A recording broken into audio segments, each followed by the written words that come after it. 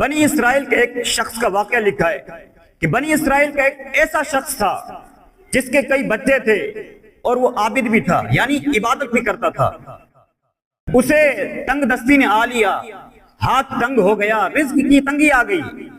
اپنی زوجہ سے کہتا ہے جاؤ کسی سے مانگ لاؤ، بچے بھوکے ہیں، کھانے کو کچھ نہیں ہے، کچھ کھانا کھلانا ہے۔ اس کی زوجہ ایک تاجر کے پاس جاتی ہے اور وہاں جا کر کھانے کا سوال کرتی ہے کہ میرے بچے بھوکے ہیں، کچھ کھانا دے دو، کچھ راشن دے دو۔ وہ تاجر، شیطان اس پر غالب آیا۔ اس تاجر نے اس عورت سے کہا کہ اگر تم میری آرزو پوری کر دو تو تم جو چاہو میں تمہیں دے دوں گا۔ معاذ اللہ، برے کام کی گویا اس تاجر نے اس عورت کو دعوت دی۔ مجبور عورت تھی، چپ چاپ واپس آ گئی۔ ایک طرف بچوں کو دیکھتی، دوسری طرف اس تاجر نے یہ بات کہی تھی، وہ کانوں میں گونج رہی تھی۔ اس عورت سے اپنے بچوں کا رونا دیکھا نہ گیا، واپس تاجر کے پاس گئی۔ تاجر سے کہا بچے بہت بھوکے ہیں، رو رہے ہیں، تڑپ رہے ہیں، کچھ مال دے دو، کچھ راشن دے دو۔ اس تاجر نے پھر وہی بات کی جو پہلے کی تھی، حرام کام کی اسے دعوت دی۔ وہ عورت مجبوراً راضی ہو گئی۔ جب یہ دونوں تخلیے میں پہنچے تو عورت خوف سے کانپنے لگی۔ تاجر کہتا یہ تمہیں کیا ہو گیا ہے، تم اتنی خوف زدہ کیوں ہو؟ وہ عورت کہتی ہے میں اللہ تبارک و تعالیٰ کے خوف سے لرز رہی ہوں، جس نے ہمیں پیدا کیا ہے۔ آج میں جو یہ گناہ کرنے جا رہی ہوں وہ ہمیں دیکھ رہا ہے۔ تاجر کہتا ہے تم اتنی تنگ دستی میں، تم اتنی غربت میں بھی رب سے ڈر رہی ہو۔ اللہ نے مجھے تو بڑی نعمتیں دی ہیں، مجھے تو زیادہ رب کا خیال کرنا چاہیے۔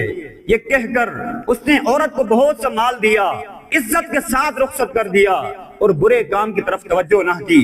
اے میرے دوستوں، اس زمانے کے نبی حضرت موسیٰ علیہ نبینا وعلیہ السلام پر وحی بھیجی گئی کہ ایک موسیٰ ایک تاجر ہے، اس کے پاس جائیے اور میرا سلام اسے دیجیے اور کہنا کہ میں نے تیرے سارے گناہ معاف فرما دیے۔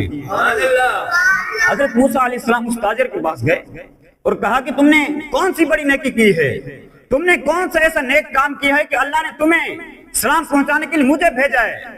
اور فرمایا کہ رب نے تمہارے سارے گناہ معاف فرما دیے۔ اب اس تاجر نے واقعہ سنایا کہ حضور نیکی تو کوئی نہیں تھی، بس ایک گناہ کرتے کرتے توبہ کر لی، گناہ کرنے کا اختیار تھا، میرے پاس یہ اتھارٹی تھی، دیکھنے والا کوئی نہیں تھا، روکنے والا کوئی نہیں تھا، ٹوکنے والا کوئی نہیں تھا، مگر اللہ کے خوف سے میں نے وہ گناہ چھوڑ دیا۔ اے میرے دوستوں ذرا غور کیجئے، اس تاجر کے پاس ہر وہ اختیار تھا، عورت مجبور تھی، دیکھنے والا کوئی نہیں تھا، روکنے والا کوئی نہیں تھا، مگر خوف خدا کے سبب اللہ دیکھ رہا ہے، یہ خیال پیدا ہوا دل میں اور اس تاجر نے اس گناہ سے اپنے آپ کو روک لیا۔